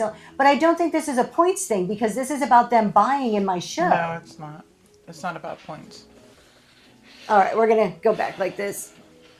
Hopefully no. it doesn't make you sick. Don't look. Cover your screen up halfway so you don't get sick with that movement. You could have held on to that for a little bit longer because he just put that right back on us. So what I think maybe we can talk about, we have about an hour or so left here. Seller hints are new. I seen last night. Yeah, I'm loving this. Okay, we're going to see what else comes up over the next couple of days. That's a brand new one. Only the seller can see it. Oh my God, I it's think. like reselling roundtable. Oh, we What's have a up, reselling Jeremy? one. We do. Look at that. Okay, so what I want to talk about is fourth quarter. Right now is the time we need to start planning for fourth quarter. I'm not a big believer in, oh, it's Christmas time, we need to stock up and do all of this stuff. But I do think realistically, as people who sell, we can consider that in our plans. Should you change your anchor show? Should you change your normal routine? No, that should always come first. If you do shows every Tuesday at 2 o'clock, do your shows every Tuesday at 2 o'clock. What I want you to think through is, what can you realistically add in if you so desire? Realistically is that key point. You're going to hear so many talk show hosts pounding, fourth quarter, get in on it, get those Christmas sales, and they're going to be pushing you like, oh, it's the time to buy stuff. One, consider what you sell. Is this true for what you sell? If you sell Christmas decor, yeah, it's probably really good. Is vintage decor going to really see an uptick for Christmas? Some gift giving occurs, but is what I'm selling Christmas items, as far as it's not like if I'm not talking Christmas decor, is the items I'm selling really giftable items, or are they collector items that you buy for yourself? Is clothing that you're buying that's used really going to be giftable items? Are you going to see an uptick if you sell used clothing versus if you sell new with tag clothing? So if one, consider what you're selling. That's the first thing. Two, what's realistic outside of your normal schedule? Don't hurt your business, hurt your normal consistency in your normal schedule just because everybody's shoving Christmas down your throat or the holiday season down your throat. Still do your business, your normal business. Stores don't change their normal business hours just because it's Christmas. They may extend them, they may do over and above and add to, but they're not going to jeopardize the normal flow of their operation just because it's a season where people may tend to purchase more. For so many will be selling Christmas that I'm not going to jump on the back, and consider that too. Christmas is year round in your house. Well, that's very good for the Christmas people selling Christmas stuff. Good morning, Green 13. Man, Noelle, you're like You're like 15 minutes you're 15 late. minutes behind. I want you to think, because most of us look at, I've been in this has been on my mind because I want to do something for Christmas. I want to be like, oh, it's Christmas time, I need to add more shows. There's this pressure, there's this thing that we need to do more in this season that's coming up. Can you do more? What's already happening in your life? First of all, this season is usually a busier season in general, just in life for people. Kids are going back to school. I mentioned to convert everybody to year-round Christmas. It's already a busy season in general. Kids going back to school. We have the multitude of holidays, not just Christmas, that are happening. People are traveling more to see family. People are coming into your house.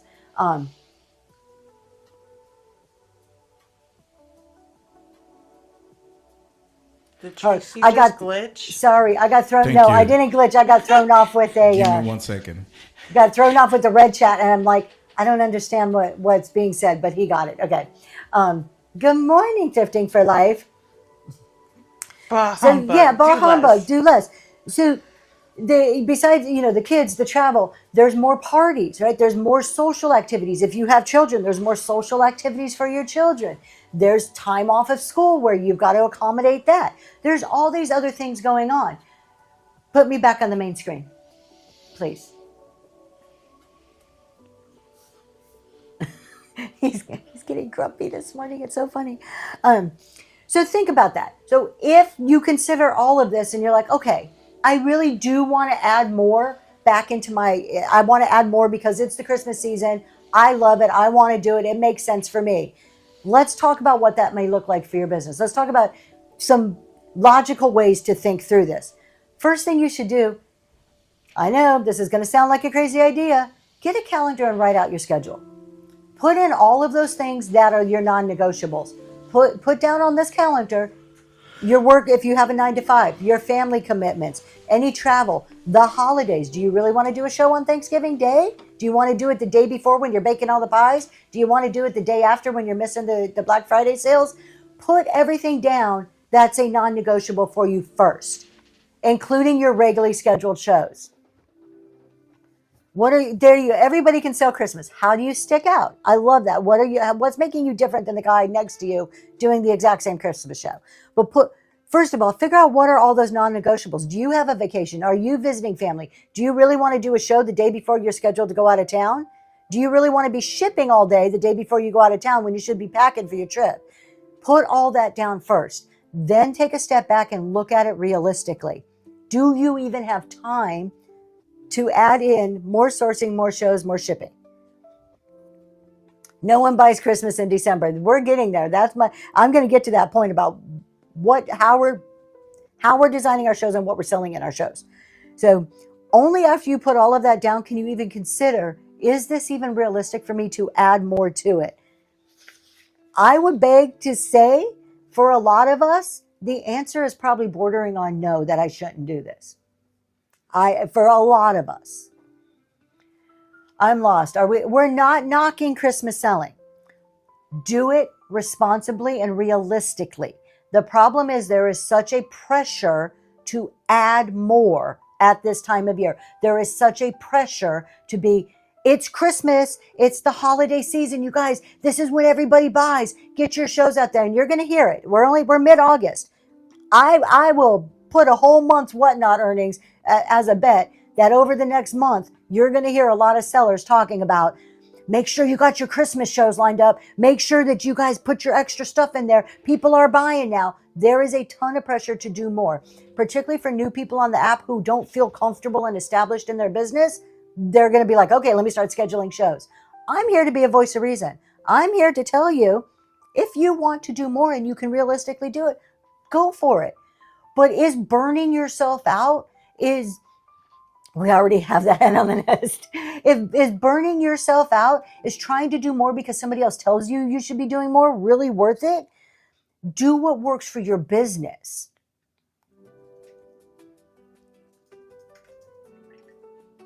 The bird theory. People want to find shows that don't have Christmas. Christmas in July, you guys, burned me out. I was to the point where if I saw another Christmas in July show, I was not going in it. I got so sick and tired of looking at those. Because one person does it, the next person thinks it's a great idea, and now all of a sudden we have 300 Christmas in July shows. It's going to be the same thing. And this kind of goes back to what His and Her Chicago shop was saying, that you can't see me. His and Her Chicago shop were saying that what's setting you apart? Everybody's going to be doing Christmas shows. Everybody's going to be doing year-end shows. And besides the point of it, Christmas, the other thing you're going to hear is it's fourth quarter. It's the last chance to make your money for the year. Reach your goals. Do that push. Get your money. Make sure it doesn't burn you out. Do it realistically. Do it. Consider this is, for a lot of us, these last 3 to 4 months of the year are the busiest months of the whole year for us. For many of us, not across the board, but for many of us. Halloween in December does very well. I didn't go into the Christmas and July shows. I sell Christmas and enjoy it and the fun. And I'm not saying don't sell Christmas. The point is here, let's think about this as a business owner. What is going to be the best for your business in the long run and what can you do realistically? So let's say, okay, I've mapped this out. I know I have the time to source, to sell, and to ship, I would like to add some more shows in here. And I'm not telling you not to do Christmas. I have a Christmas show in September. I have one big Christmas show in September. I'm considering what can I do in December. Does it make sense for me to do something or not? And this is kind of where this is coming from, is this is a train of thought that I've been having with myself. If you decide, yeah, I want to do extra shows. Why are you doing extra shows? Ask yourself this. Are you doing extra shows just to do them? Or do those shows have a purpose? Are you doing extra shows just because you hear everybody saying you should do this? Or what purpose do those shows hold? Your show, every single show you do should be meeting some purpose. Let me explain what I mean by purpose. For if you're looking at extra holiday shows in the last 3 to 4 months of the year, is it just adding on a regular show? I'm going to be adding on a show next month as part of my business plan to grow. Has nothing at all to do with the holidays. That's a regular show. Are you doing a holiday decor show? Is the purpose to sell holiday decor, seasonal items? This is the time to sell them. You're going to take advantage of the time to liquidate that inventory. Or are you doing a giftable show? Right. I want you to think holiday merchandise, holiday giftable merchandise are two different things, two different shows. Both could occur successfully in the last 4 months of the year. What's the purpose of your show? I can do Christmas decor, or I can go out there and look at my inventory and pick items that are giftable items and market it as such. What's the purpose of the show? Does that make sense? Are you doing a premium collector show as a giftable show? Are you doing a year-end, let's clear the shelves type show? There should be a purpose to it, not just, oh, it's December, I need another show. Why? What are you trying to achieve with that? Forget the money. We all want to make money. We all know that's an underlying goal in every show. But what are you trying to achieve with the show? Are you selling decor? Are you selling items that can gift? That changes. When you start thinking, what is it that I'm trying to achieve with this show? It changes how you market it, how you put it on social media, how you talk about it leading up to it. What is your thumbnail advertising? How you're going to title it. So everything around that show changes. If you're talking Christmas decor, maybe you're shipping, maybe you're not doing quite as much of a reduction because people love Christmas decor, you know they're going to buy it. If you're doing a show where you're selling giftable items, maybe you want to work on that shipping a little bit and bring it down, because if the people coming to your show are there to buy gifts for other people, they're going to be a little more budget conscious buying for somebody else than themselves, right? So it really plays a difference in all of the aspects of your show with understanding, why am I adding this extra show to my schedule? Clear your shows for tax purposes. If you want to sell inventory out, yeah, exactly. You want to get through inventory. I do want to know, just on the tax side, there is no reason to try to get rid of all of your inventory. If you have inventory that you're just like, look, I want to make fresh for the new year, absolutely. But last year I heard a lot of questions of people saying, oh, I need to sell it all off, don't I? And I'm like, no, you don't need to sell off everything at year end. So ask yourself, what is this show supposed to accomplish? And then start thinking about everything that goes into that show. Your inventory before you source. If you were doing Christmas decor, selling stuff like that, you probably should have been sourcing most of the year, because what's happening right now? If you're like, oh, I want to take advantage of this, I want to have a big Christmas decor show, and you want to go sourcing, what's happening right now? Those prices are all jacked up. The time to buy that inventory was 3, 4, 5 months ago. So think about that too. Consider that. If like, oh, I'm going to do a Christmas decor show. Oh, I don't have anything to sell. But you sell Christmas. Depreciating your inventory can actually be a smart move. It can. Getting rid of your inventory at year end, I mean, to a certain extent. I did a whole 2-hour thing about I don't like inventory sitting on shelves. So I am not one who's going to argue moving inventory at all. So think about, here's the other side of it that a lot of people don't think. We as resellers get caught up in the potential profit we're going to make on something. oh, everybody's buying Christmas. I'm going to go buy a bunch of stuff because everybody's out there Christmas shopping right now. So let me load up on my inventory and get ready for all the people Christmas shopping. Do you have the funds to support that? Do you have enough in your business account to go load up on inventory? This is money that you are pulling out that is not going to be liquid anymore. It's going to be tied up in Christmas inventory. Do you have the customer base for it right now? Have you established that? Do you know if it's going to sell, or are you going to be stuck with a bunch of stuff come January? These are all things you want to consider, particularly if this is your first Christmas as a reseller going into it. Don't overestimate it. Play it conservatively to begin with, so you're not sitting there stuck with a bunch of inventory that you can't sell. Start asking yourself, what do you already own? If you've done this before, what sold well last year? What could I repeat this year that was a win for me last year? What categories performed well? I have a bunch of different notes. What do you need to purchase? What if you were to look at your inventory now and you wanted to add another show, what type of show could you design? What purpose could you have using what you already own versus going out and buying more? All Beanie Babies, all of them. I only want the ones in those really pretty plastic cases, though. Those are the only ones that I will even consider buying.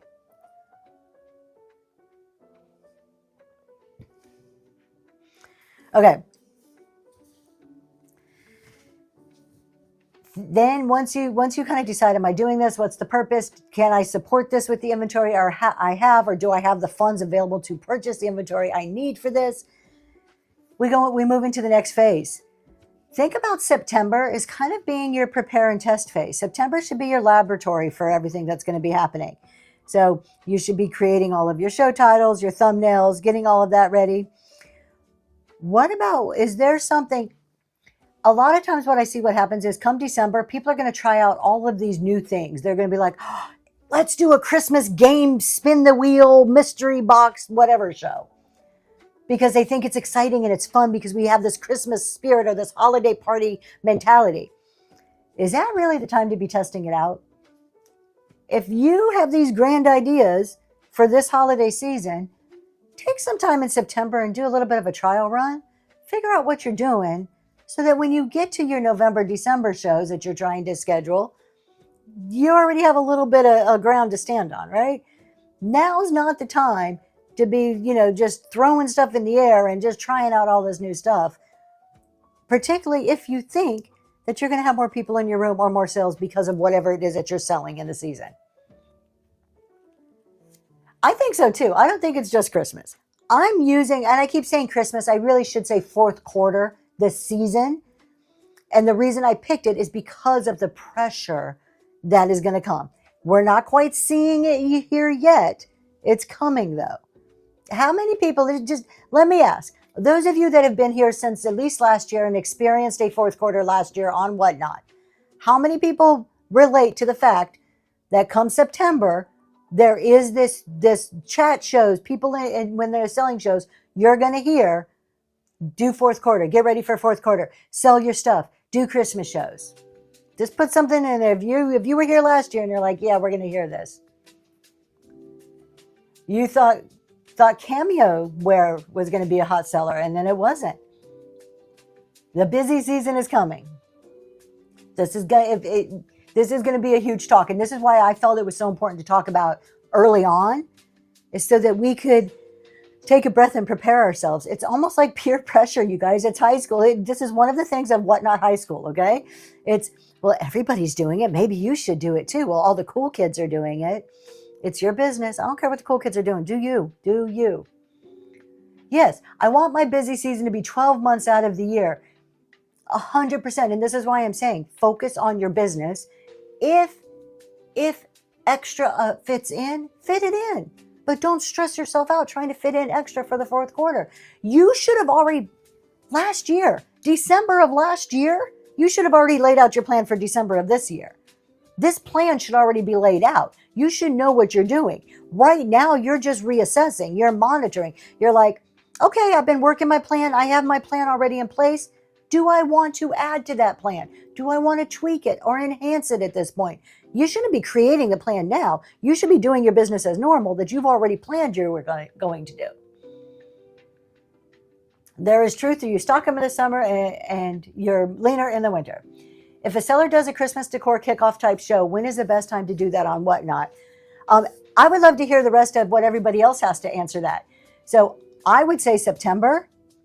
For me, it's September. Other people may think different. We just had a huge Christmas in July thing going on.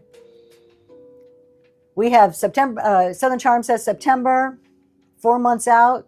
So August, September. Christmas does sell great year round on whatnot. Christmas. So let's focus on holiday. Any type of like this last fourth quarter holiday. Christmas is a good seller, even in booths and stuff. Usually year round, there you can get some good Christmas. I plan September for fall stuff. Halloween has been pushed to summer, so we're almost late in the game for Halloween. I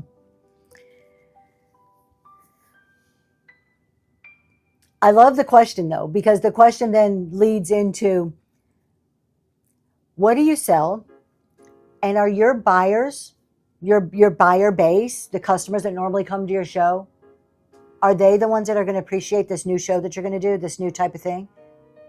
So when I go back to a purpose, this all ties together somehow. I sell vintage decor. I don't sell Christmas decor. I don't think I've had maybe one Christmas item, like a rare thing, come through my shows. I'm doing a Christmas show in September. If I don't talk about it, if I don't warm my buyers up to the idea, are they going to come into the show and be like, what the heck, Tracy, you don't sell this stuff? Is what you're planning even fit in with what your buyers expect from you or what you would normally do? Are you just going to shock them? If it doesn't fit into your buyer base, maybe well in advance, you should be formulating an additional buyer base, talking that up, telling people you're going to do a Christmas show. Do the people that come to my glowy glass show once a month or my chat shows, are they all wanting to be here for my Christmas show? Are they all thinking, oh, I know Tracy's going to do Christmas, I'm going to do? Probably not. So I need to be talking about it to some degree for the people who may perk up their ears and be like, oh, I like Christmas, I want to be there. And the other ones are going to be like, no, that's not my thing. But because I know that's not my normal customer base, I need to be working on that, building that customer base before the show happens if I want some success in that show. Does that make sense, that concept? So think about if you're a clothing seller and all of a sudden you want to do Christmas decor, or you want to do Christmas sweaters. Maybe that kind of fits in. If you're clothing, you're going to do Christmas sweaters. Is that really what your buyers want? Or is that a different group of buyers? I guess I like different. Country core vintage glasses, oversaturated, plus the big sellers sell that buyers would rather pay high dollars from them. I don't think so. Catch as pretties, I don't think so. I see a lot of what you would consider smaller sellers, and I don't like the term big or small, but sellers that maybe don't have as many people in their room selling vintage glass and getting good money for it. I don't. Are there some sellers that have a lot of people in their room and they're getting a lot higher prices? There are. It's the experience, not the item that's being bought. It starts with the item, and the people are buying that experience from them. That's why they're getting more money. I do not think it's impossible or even a reach for everybody else to sell the exact same items. I think there are techniques and tools that you can use to start to increase the amount of money you're getting on those items. And speaking of that, I'm going to divert here a little bit. Speaking of that, that's what we're going to be talking about on Friday in the business show. We're going to be talking about scaling your business. I have been scaling my business this year. I have had a focused, concentrated effort. I have increased my gross revenue by 50% in the last 3 months. In the last 3 months, I've increased the number of items I've sold by 30%. And I'm going to be talking about those numbers. I'm going to be talking about how I designed a plan, how I'm implementing that plan, and what does that plan look like for systematic, slow, and steady growth. That's on Friday. So just wanted to put a little plug in there because it seemed to fit right. Never work, couldn't give it away. I have glowers and beautiful things from estate sales. It's in boxes, couldn't sell it. I would have to come to your show and see. I think everybody can sell it. Okay, maybe not everybody, but I think there are ways to make it work. So anyways, Friday, if you're interested in strategic growth, planned slow and steady growth, not this, I have a million people on TikTok that follow me and come on over and buy my stuff, not that kind of growth. Come to Friday's show. That's what we're going to talk about. And I'm going to use my actual numbers and stuff as examples.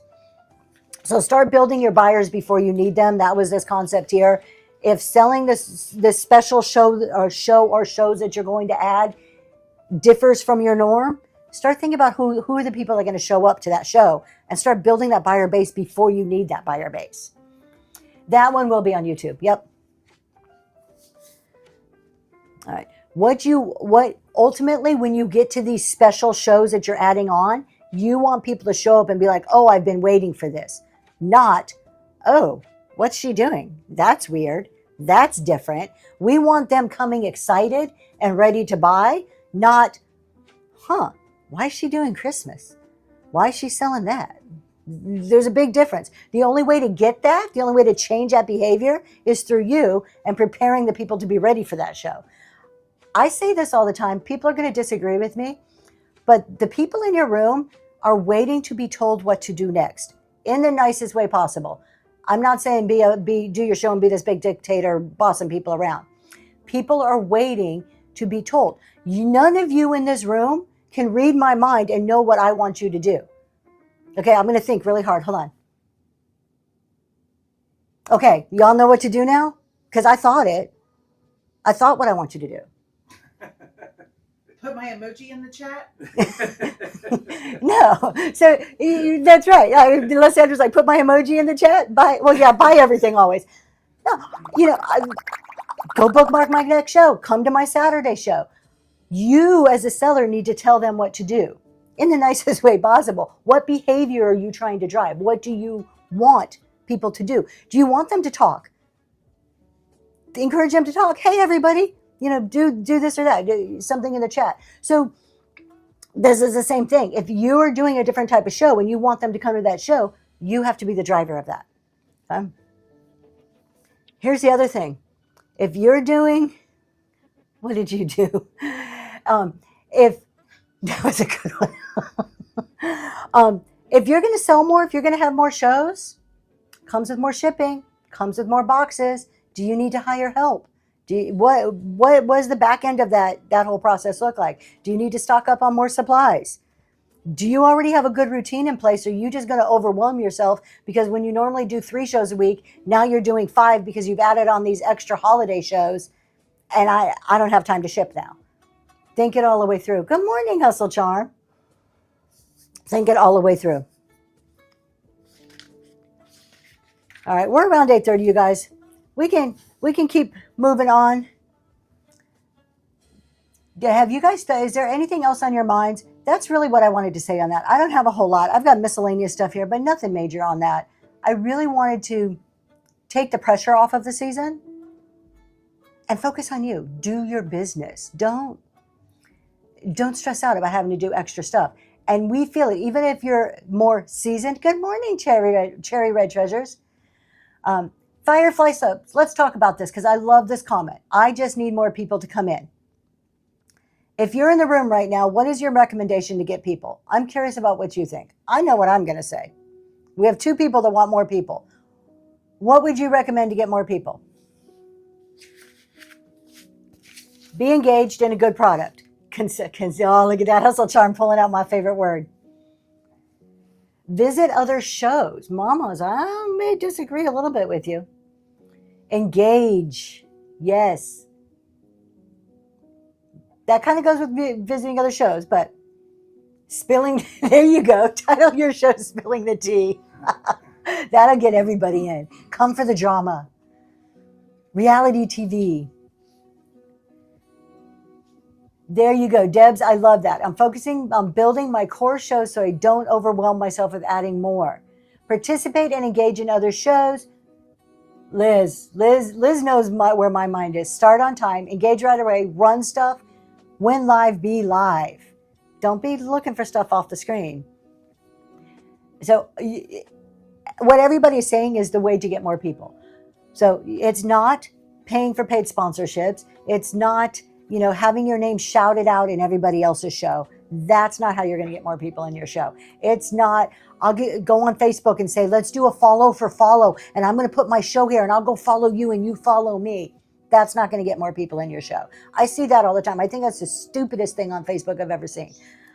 Stupid. Oh, let's do a follow train and I'll follow you if you follow me. Yeah, I'm going to go follow you while I jump off a bridge. Is that smart? Like, it just... I'm sorry. Some things are just stupid. Some things are just... So, you said or stay. Right? Is that a real question, or are we being here? Like, I don't know if that's a real question. Is there an algorithm? I hear there is. Okay, so let's talk about. It's a real question. I'm sitting now, but normally I stand when I sell. My chat shows I sit here. Okay. Getting people in your room. Go live consistently, same day, same time, as many times in a week that you can realistically source, sell, and ship for. Don't overwhelm yourself over and over and over again. Don't reschedule your shows. Be on time for your shows. When you're in your shows, design a good show. Have an experience that people want to be in. If the experience that they're getting, he wants to talk. So she ignored the question, but Firefly soaps, yes, there is. I was getting there. Everything is started with Facebook. Facebook, it started generating a lot of interest, and the idea was to keep that interest on their platform. And so they started creating what is called now an algorithm to be able to maintain that attention. And it started developing, and now there's different companies that utilize those algorithms to maintain your attention, either on an app or a product, and it's been going on for a long time with TV. It started with TV, but then Facebook started adapting it a little bit more, honing into the social and the attention aspect. So there is an algorithm. I think they want to talk about an algorithm more and whatnot, which I'll address. I'm getting there. So the algorithm for whatnot, the only ones that know are the ones that developed. We get bits and pieces on how it works and what it does, but it's never a good full picture on how to attack it or how to utilize it to the best, to exploit it the best. And there's a lot of he or she say on different shows on what works and what doesn't work, and so. Okay, thank you, my love. So, back to how to get people in your room. The more you are on doing your thing, providing a good experience, the more people can find you, like you, and stay with you.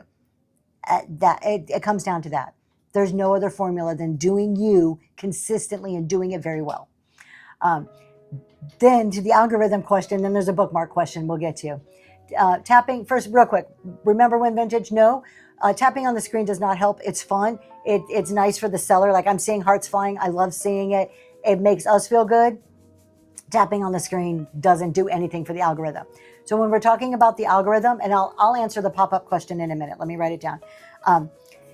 Whatnot, go to help.whatnot.com. When you're at help.whatnot.com, search the word discoverability. That's how Whatnot calls the algorithm. Discoverability.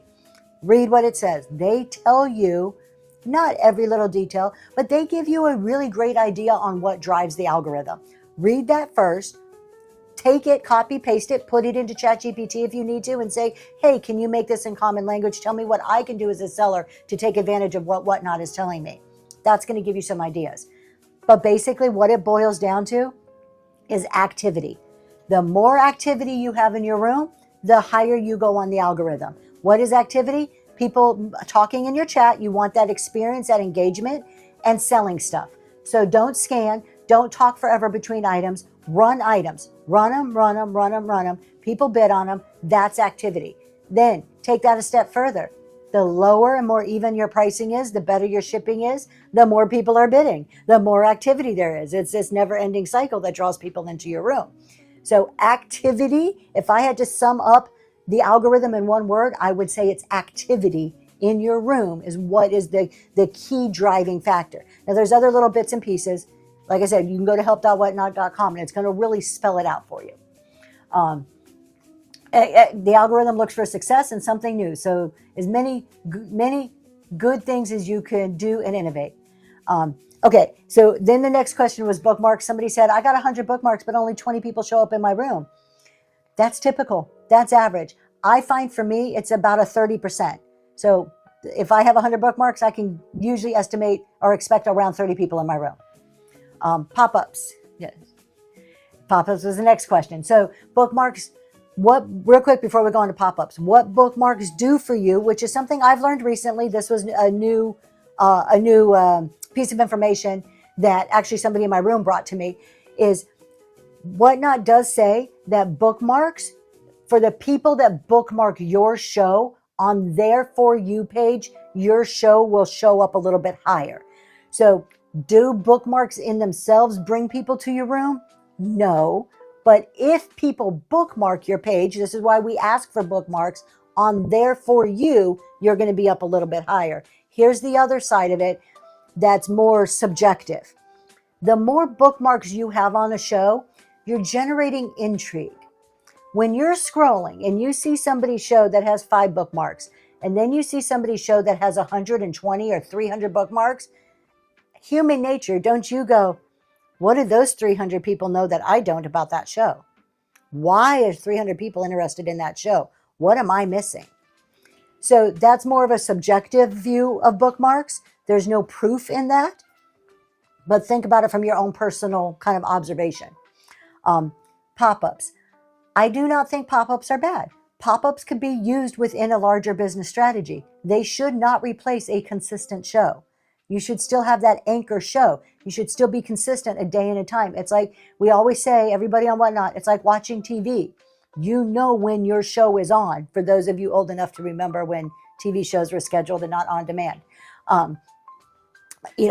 The Friends used to come on a certain day and a certain time, and if you missed it, you were out of luck unless you had your VHS set to record it.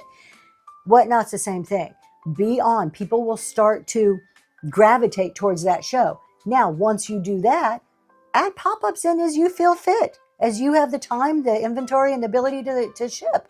Nothing wrong with it. Don't let them be your sole business model or replace the consistency of your normal shows. I know, don't be telling our age. I talk about VHS tapes and half the people are like, huh? I would say real quick. Yeah. Yesterday, Whatnot Sellers had one of their new shows. What's that? Can you guys hear Tony? Do we have a mic over there? No. No. Oh, Here. I'm sorry. No, just stay Just put your head to her bosom. I will say this. So yesterday on Whatnot Sellers, and I'm only bringing this up because she was just talking about bookmarking shows. They did a whole. You're fine. I don't need to be all in this. They did a whole 10-minute spiel on bookmarking shows, and they were very adamant about bookmarking shows, and they used the term high priority notification gets sent out to the people who bookmark your shows. What's up, Zach? So when Tracy was talking about the bookmarking of shows, you should work on that for... It's annoying, isn't it? I have Lysandra doing the Noel saying, slide in, you're too far off camera. I don't want to be on camera, people. Hey, I know, Millie. Hey. I know, Millie. Hey, I Which is offered why them I a came camera and a microphone. They like to make it difficult. So there it is. Hey, it's not iHeartD if it's not difficult. Just saying. And sorry, I'm not trying to cut Tracy off here, but I wanted to expand on the bookmarking. So work on the bookmarks. Make sure that you're always asking for bookmarks.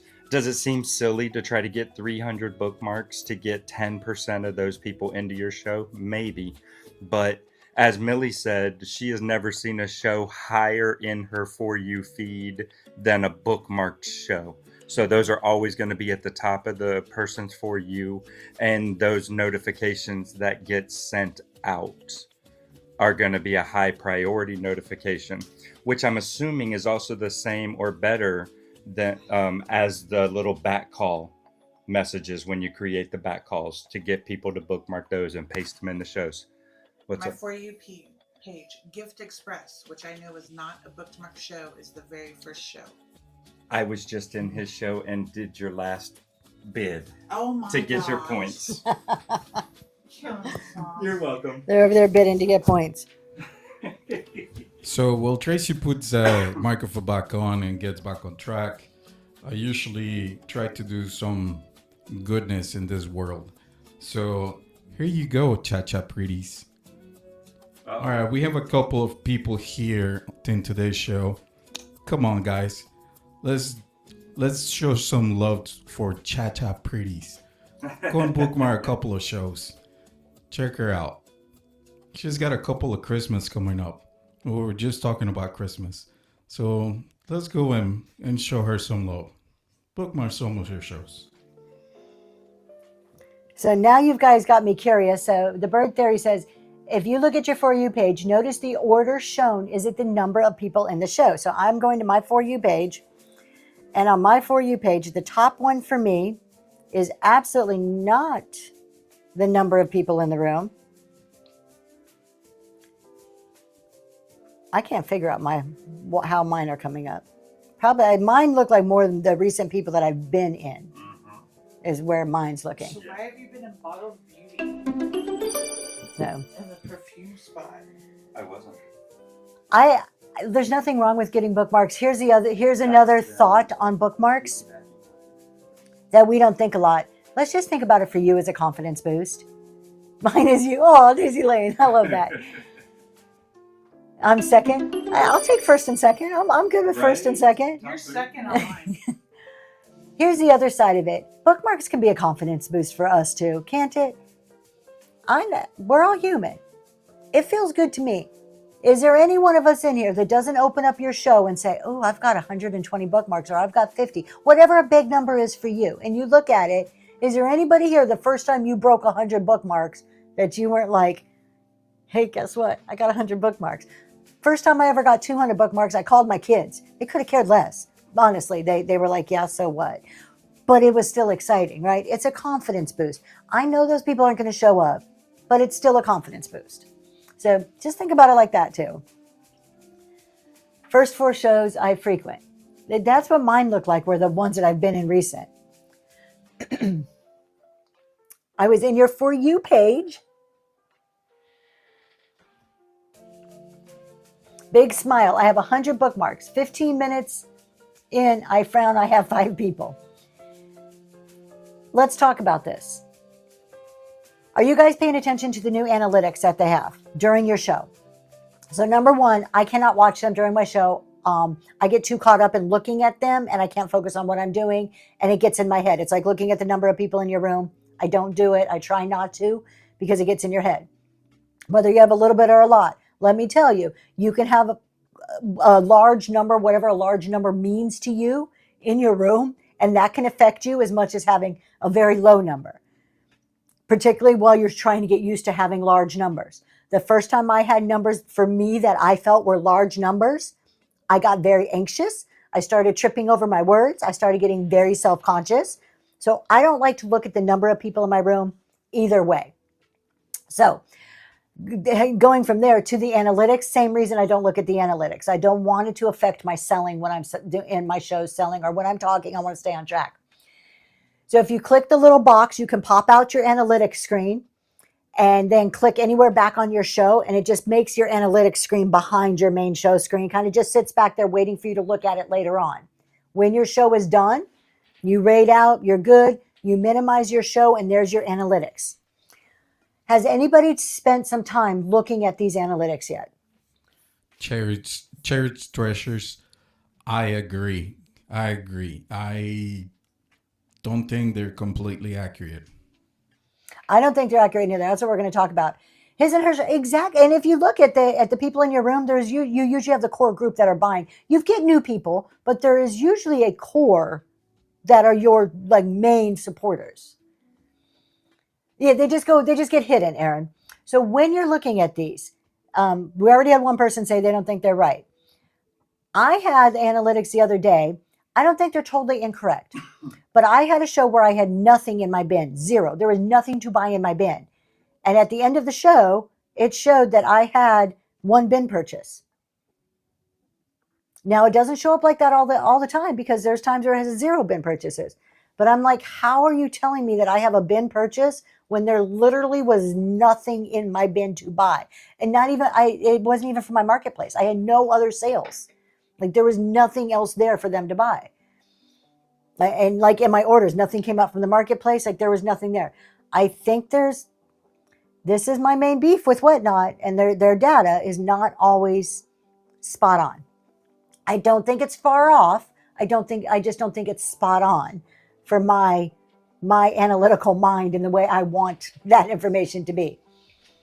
So as we move into the AI, artificial intelligence era, you need to know that there were some theories that AI would generate something that is called a mirage, which basically is Hallucinations. a hallucination. Yeah, it's something that you think is there, but it's not there.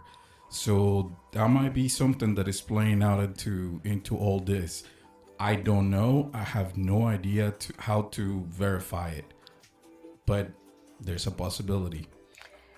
Cha-Chas, I'm going to answer that question in just a second. What the main reason I wanted to talk about the analytics is for actually two main reasons. One, we're going to be diving deep into analytics on the next Reselling Roundtable this Sunday, 6:30 p.m. Don't miss it. It's on YouTube. Go and bookmark, or go and subscribe, not bookmark. Let me get my language right, my YouTube language right. Go and subscribe to it. We're going to be three sellers, three different viewpoints talking about analytics. So the second reason, take a minute, you guys, look at that your analytics. There is a box on there that says the number of people that visited your show. Every time, 3 years in, that number still blows my mind. Almost every show I have over 1,000, sometimes 2,000 or 3,000 people that flow through my show. Does that mean they're staying for a long time? No. When you are in your show and you see 2 people, 5 people, 10 people in your show, and you're getting down on yourself, well, I only get 10 people. I had 100 bookmarks, but I only had 10 people in there. No, you may have had 1,000 people come through your show. So sell, talk, engage, provide a good experience, because that's 1,000, 2,000, 3,000 opportunities that you have within your show that you're not realizing all the time that you have. So go take a look at that number after every single show and start building up that confidence and be like, you know what? I had 1,000 freaking people come in my show today. That's pretty darn good. Then after you give yourself a pat on the back for that, say, okay, of the 1,000, I had a consistent 10. How do I make that a consistent 15? How do I turn those 1,000 people coming through my room into people that are staying in my room? So give yourself a pat on the back that they even came to begin with. They saw something in you, in your bookmark, in something, in your title. They saw something to come through. Now just take it to the next level. Don't get down on yourself. Use it as encouragement and a way to do what comes next, to then start encouraging more sales. You find that number, Mammy, I run on a computer, so if anybody can tell where the analytics look like on your phone, when I am on a computer, I have a big analytics screen right on top of my chat. It's right up on chat. The analytics here, chat is here. And then there's a little like square. I click on the square, makes my analytics big. And then I click anywhere in my show and it hides that analytics in the background. After the show, I can minimize my show and just spend a few minutes looking at what those numbers say. I think on the app it's on the red dot. Okay, so if you're on your phone, maybe I can tell you. Hold on, let me look at my iPad. I don't know. I'm still not seeing it. I don't know how to do it on a phone. I don't know how to work a phone. Mary says, once we speak, we are not incognito. So if you see my name, I'm enjoying the show. How many people visit shows? If you're incognito, put something in the chat right now. Think that'll work? Can I get people to like out themselves? There we go. Real, for real, that's a real question. How many people watch shows on incognito? I turned it on months ago and keep forgetting to turn it off. I'm not incognito, but I don't always see myself either. If there's more, look at all the people who go in incognito. That's like 20% of your show. Look at this. Yeah, about 20% of the people in my room right now, I would not know they were here if they did not speak. You never know who's lurking in your show.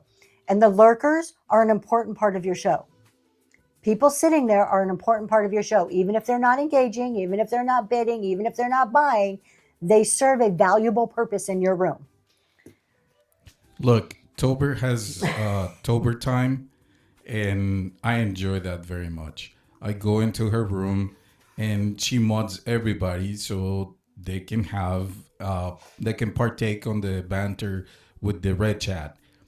Most of the times, I keep quiet. I don't say anything. I partake without the red chat, and I have a good time until I say something, and then she realizes and she calls it, "You're naked. You're dancing naked."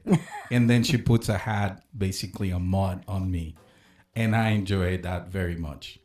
Hello, Tober. Good morning. Good morning. Yes, the incognito people are included in that red dot number up there. So you may see it. Many of us choose not to look at that number. I'm going to run my show the same way if there's one person in here or there's 1,000 people in here. I'm also going to recognize you the same way, and I'm going to thank you the same way, whether you're a seller who sold one item, whether you don't sell anything, or whether you've sold 50,000 items and are a premier and have everything big. We're all equal in the room. Every room we go into, it is an equal playing field. So that's just one of my pet peeves. I don't like going into rooms where they make a big deal over certain people, not other people. Okay. I think we've answered a lot of the questions. We're kind of getting on time. If there's any other questions we didn't answer, let me know. We'll try to hit one or two more. Yeah, me too. I'm glad they can't see me naked. Yes. Not a good thing. And be careful about whatnot after dark. Big seller worship is weird. We're all the same on here, you guys. I don't care if it's your first day and it's your first show, you are just as good, just as worthy, have every single right to be on this app as somebody who has 1,000 people in the room or more. There's no different. And I can almost guarantee you, you may even be more eager for it and more hungry for it than they are. They may be jaded at this point. You never know. And don't look at these people like they're so successful and they're making all this money. Yeah, maybe it looks like they're making money in the show. Most of the people selling thousands of items are not shipping them themselves. They have warehouses, they have teams, they have overhead expense that is far more than you do sitting in your living room. Be thankful for that. Those are things to be thankful for. Their expenses are so high. You could be a seller that sells 100 items a week and make more money at the end of the day and have more money in your bank account than somebody selling 10,000 items a week. Good morning. It's not relevant to each other. Good morning, a reworker's passion. Good Miss morning. Leslie, good morning. If you sold 500 items, you're a big seller to the guy that sold 100. Exactly. Exactly. I was very happy with myself. I started March 19th. I set a goal to 1K by the end of June. On June, congratulations. That's wonderful. Congratulations. That's a good milestone. I feel it's a really feel good milestone. Good morning, every worker's passion, Miss Leslie. Okay, we're about to go raid. So we have some stuff we're going to be doing today. Mindful avoid seller trends. I like that. Friday. Yes, Friday, you guys. We're going to be talking about slow, strategic, intentional growth. How to do this in a smart way. I'm going to be sharing my numbers. I have been on a growth model this year. It's been planned out. It's been very strategic. I have been taking it month by month.